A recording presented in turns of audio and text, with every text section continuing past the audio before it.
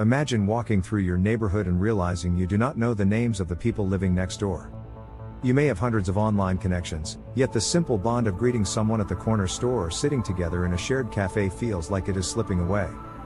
This is the silent collapse of local bonds, a transformation as profound as any technological revolution, and it touches every part of our lives. Throughout history, human meaning has been built in shared spaces. In the ancient Greek polis, citizens debated in the agora, face to face, shaping democracy itself. Medieval towns revolved around markets and churches, places where the rhythm of daily life was carried by presence and proximity. Even a century ago, neighborhoods thrived on community halls, local clubs, and street conversations that created trust and belonging. These were the threads that wove a sense of place and identity.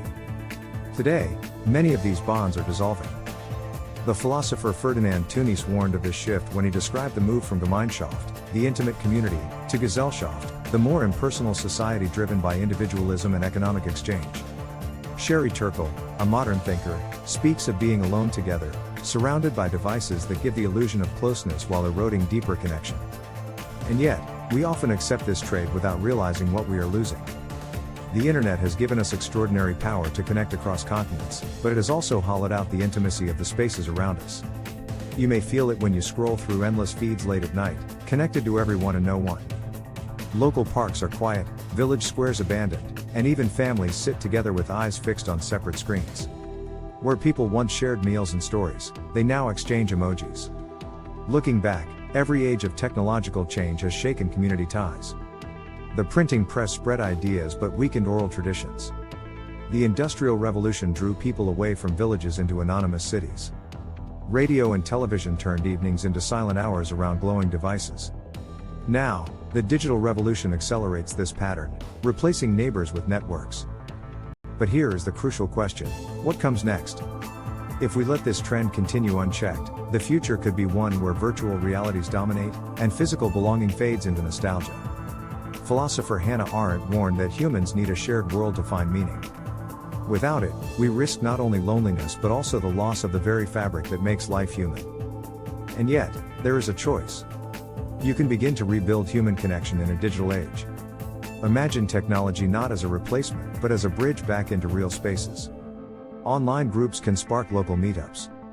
Digital platforms can organize community gardens, street festivals, or neighborhood projects. You can choose to knock on your neighbor's door, to sit down at the cafe without your phone, to revive the spaces that once held our collective heartbeat. History shows us that bonds can be restored.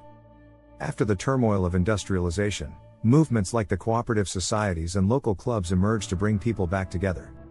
After decades of broadcast media, community radio and grassroots initiatives re-emerged to give people a voice.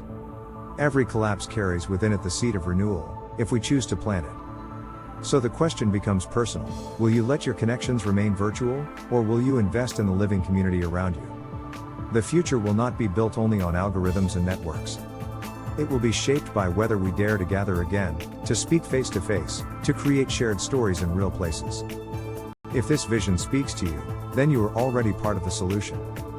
Subscribe to our channel and join us as we explore how philosophy, history, and imagination can guide us to rebuild what matters most, the bonds that make us human.